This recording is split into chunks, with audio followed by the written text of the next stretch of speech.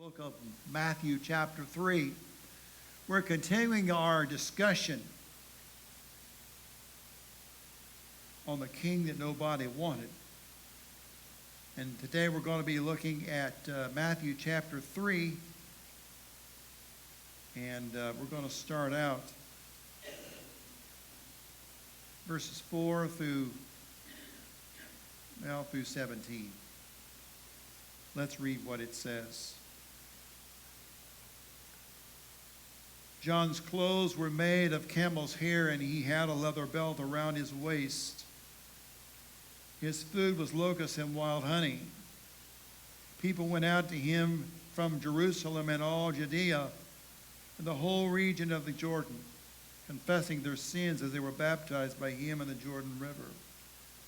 But when he saw many of the Pharisees and Sadducees coming to where he was baptizing, he said to them, "You brood of vipers, who warned you to flee from the coming wrath, produce fruit in keeping with repentance. And do not think that you can say to yourselves, 'We have Abraham as our father.' I tell you that out of these stones God can raise up children for Abraham.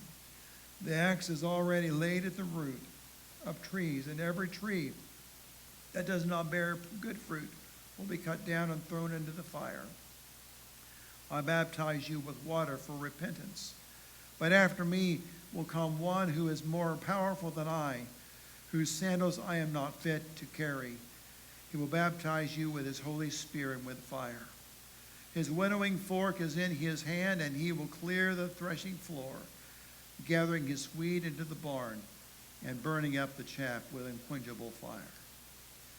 Then Jesus came from Galilee to the Jordan to be baptized by John. But John tried to deter him by saying, "I need to be baptized by you, and do you come to me?" Jesus replied, "Let it be so now. It is proper for us to do this to fulfill all righteousness." Then John consented. As soon as Jesus was baptized, he went up out of the water, and at that moment heaven was opened, and he saw the Spirit of God ascending like a dove, descending and lighting on him. And a voice from heaven said, "This is my Son, whom I love. With him I am well pleased." Amen.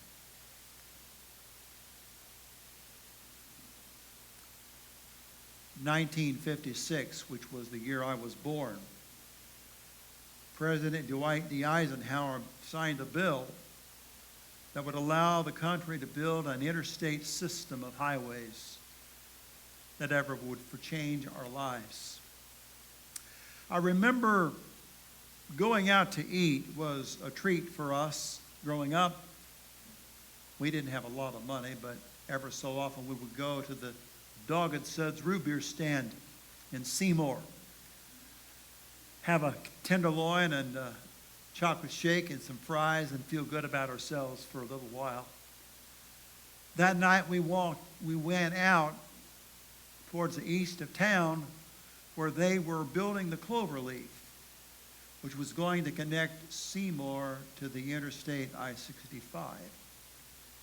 I remember seeing these huge earth movers that was building the road that basically looked like a great big mound of dirt. The dozers and the earth movers connecting us to what was going to be. The reality is, like anything, the interstate system was a trade-off.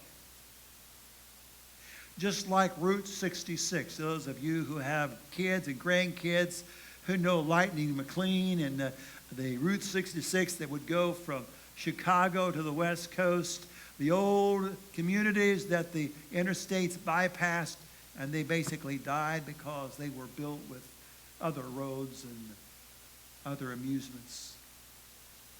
What I know today is anytime you build anything, whether it's a new addition in your home or in front of your house, there is always, always, always going to be a mess. Several years ago, where we live on 11, they decided to put in a turn lane. That started about 4 years before they actually started the work, buying up the property, including ours, to make the turn lane. Year number 3, I came home one day to find that this nice tree that we had in our yard that had a little enclosure around it that had been a kind of a seed bed. They had ground up the tree and the landscape timbers and left them. Just left the mess. I had an entire pickup load of splinters and bark and leftovers of tree. Year 2 was when they decided to move all the property lines and the easements and the gas lines and the electric poles, and they moved them to coincide with the new boundaries. And then was when they decided to put in the turn lane. It was really difficult because they literally dug a trench along the side of our front of our yard and put in new drainage systems, and for a while they were putting the curb, they were pouring, and we literally had to park in the cemetery across the road from us because we couldn't during the daytime get into our driveway for the trench. Well, they finally got it all done. But I'm reminded that any time you do repairs, there's liable to be a mess. You got to really know what you do, and you want to do it. In fact, Luke chapter 14, verse 28 reminds us, when anybody decides to build a new house, consider the cost to see if you have enough to complete it. This morning, the same is true of our church. With what we're building here, not necessarily something physical, might be something spiritual. But for us today, it would be good for us to have a good vision for this new year that we're in. Here we are, the third Sunday of our new year, and to ask the question, what does God want for Bethel Baptist Church? SMART goals have to do with something that's specific. You can see whether it's a new class, a new small group, a new improvement somewhere, something specific, something that is measurable. Whether it's a number of people that can be drawn by that, like another 5 or 10 families would be nice. It's measurable. You can measure it. Something that's ambitious. We don't want it easy. We want something that if God doesn't come through, we couldn't possibly do it on our own. Then we can marvel at what He has done with our efforts. While it should be ambitious, it also needs to be reasonable. We don't necessarily need a brand new building with 40 people paying for it. And time sensitive. Between this certain date and this certain date, we're going to do this. Here's what I know. John the Baptist was a builder of roads. He was a builder of the highway for our God, for the Savior. And he had a message that was clear about getting ready. Now, if we look at the life of John the Baptist, we really go to Luke chapter 1. We realize John was a miracle child. He was born to his mom Elizabeth when she was well into her 40s and 50s and older than that. And his dad was one of the priests. Probably his parents died when he was pretty young. And John pretty much lived much of his early years in the wilderness. You might say his beginning had a lot of silence. From the time that we know he was born, until 30 years of age, we don't know much about what happened in his life. It's years of silence and solitude. Many have supposed that he joined the Qumran community, which was a group of Essenes that lived in the area and who copied scriptures and prayed and withdrew from society. And he lived with them and they taught him how to live in the desert, how to survive in the desert. But mostly, he listened. He listened to the still small voice of God. Which reminds us, if we're going to build anything for the Lord, there needs to be sometimes some solitude.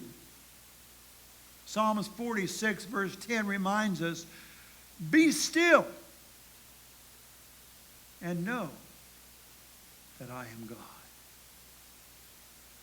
The wilderness around the Jordan, around where God judged the areas of Sodom and Gomorrah, were nothing but a vast wilderness. Nothing but wind blowing. Nothing but barrenness. And that's where John the Baptist lived much of his life.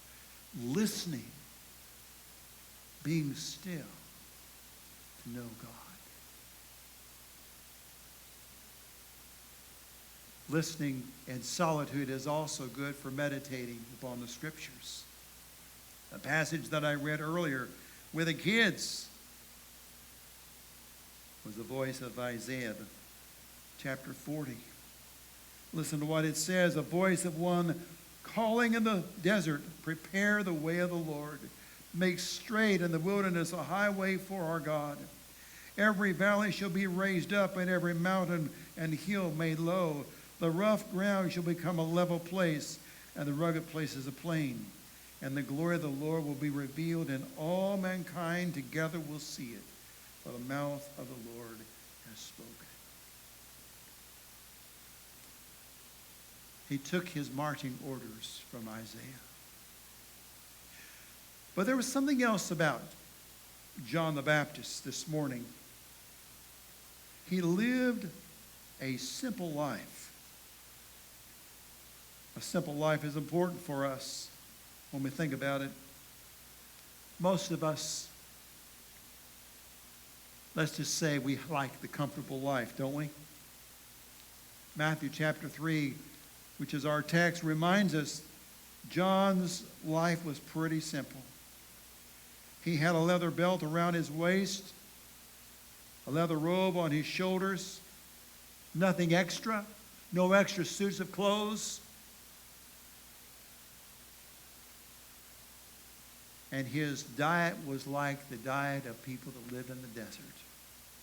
Locusts and wild honey. Does that sound good?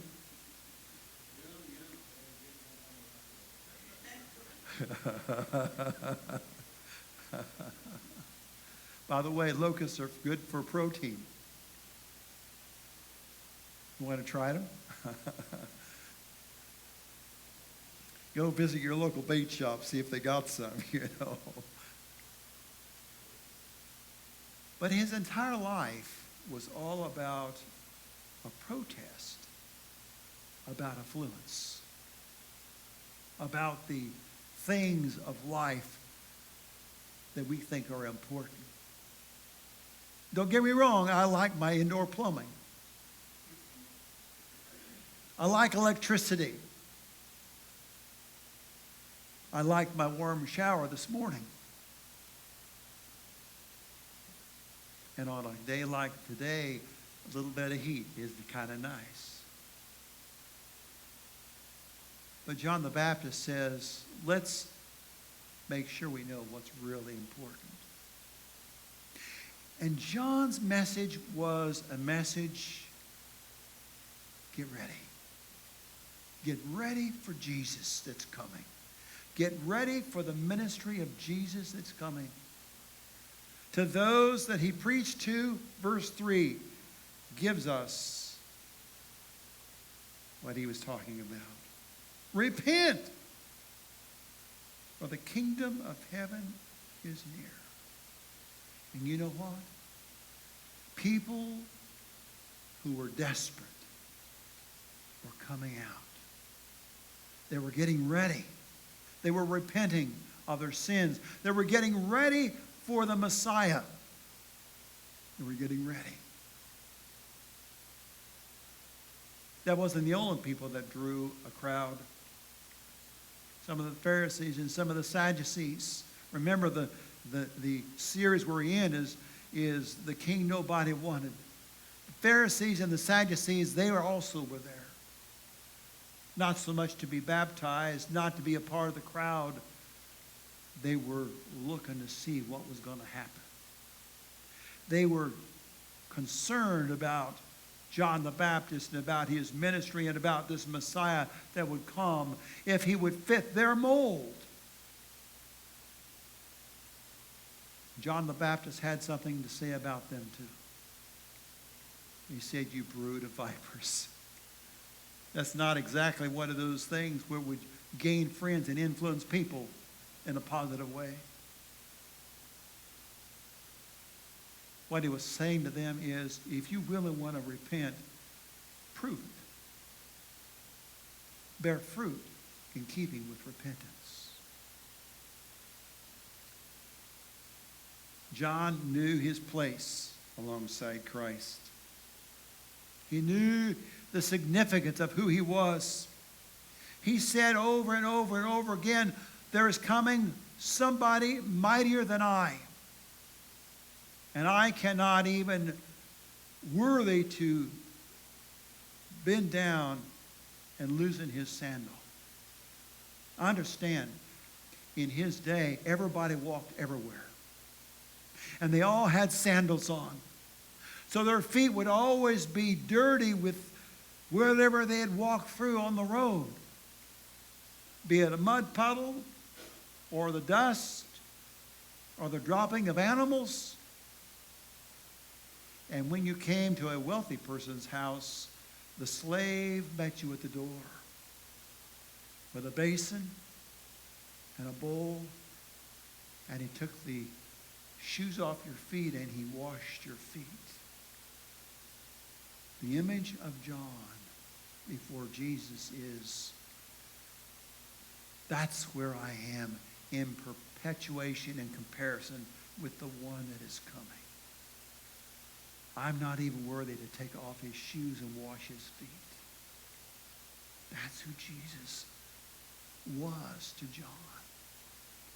And when John sees Jesus, who has come to be baptized with all these other people, he has concerns. He knows who he is. He knows he's a sinner. And he's a part of a sinful nation. He says, I need to be baptized by you, and you want to baptize me? Turn that around. Jesus was saying to John the Baptist, permit it right now. This is me getting into affiliation with sinful people. Picture it for yourselves. The King of Kings and the Lord of Lords, that once upon a time was in heaven with God, coming to this earth, born of a virgin. Jesus is 30 now. John is about 30 and a half. It's like this Jesus would get into bed of a soiled, sick leper with the pus and the infection. Get into bed and slide in under the sheets filled with that soil. That's what Jesus was asking John to do. And when the baptism took place, there was something that happened that was very surprising. The sky split open.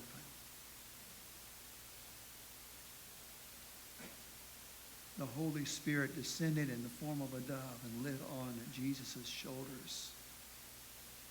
The epitome of God and the creation that he had made, the Holy Spirit landing on Jesus, the Trinity in one place.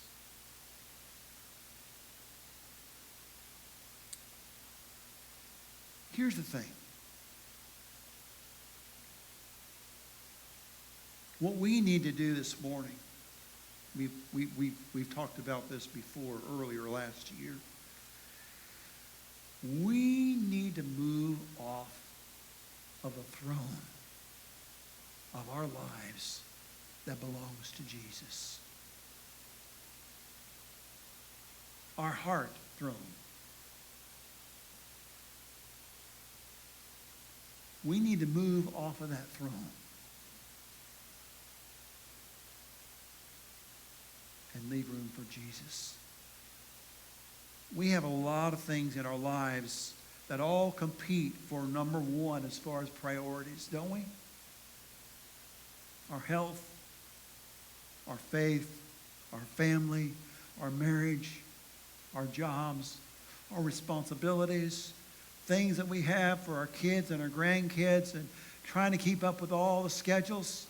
We have all these things, and they're all important, but they're all chaotic without Jesus. When we're on the throne of our hearts and our lives, there's always going to be competition, and are always going to have a life of chaos.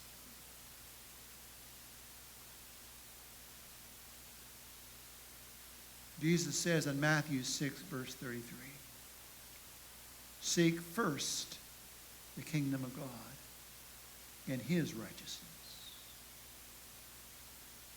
That's the commitment. Seek first Jesus and his righteousness. And then, the passage says, and all these other things will be added unto you. Seek Christ first. Put him on the throne of our hearts and lives. And everything else falls into place where it should be. For us today, we need to be amazed at the miracle of what God could do if he really was on the throne of our hearts and lives, and if he was on the throne of the life of this church.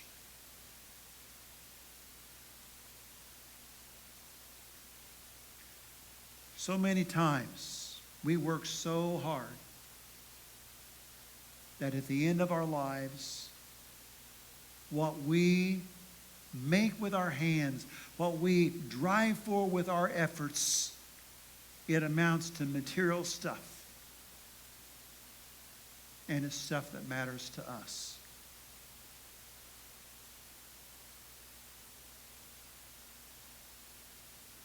What happens when Jesus becomes center stage? When he sits on the throne of our hearts and our lives? The material world doesn't matter so much. It's a spiritual world that never, ever passes away.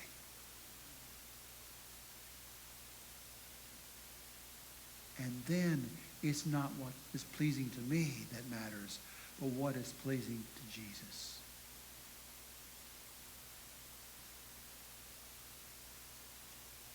John was preparing a way. He was preparing a road so that Jesus would have center stage in the life of this mission. I don't know where you're at today with your life. I don't know who's on the throne. But I know if you're on the throne, your life is in chaos. And it's empty. And it's material and can so easily be lost. But when Jesus gets center stage, when he takes the throne and you say, it's yours, life changes. And then we're ready for Jesus to move. We're going to be singing a song of decision.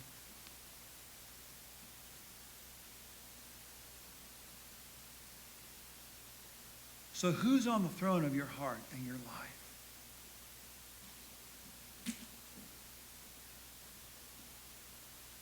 And that road that you're trying to build,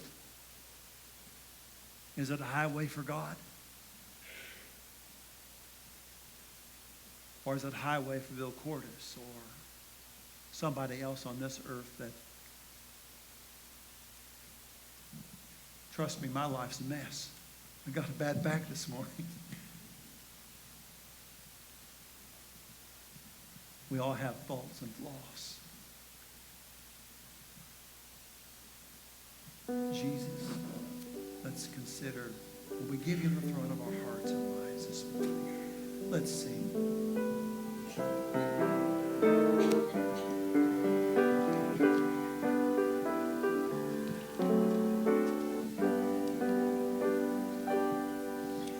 There's a line that is drawn by rejecting our Lord, where the call of his Spirit is lost, and you hurry along with the pleasure-mad throng. Have you counted? Have you counted the cost? Have you counted the cost if your soul should be lost?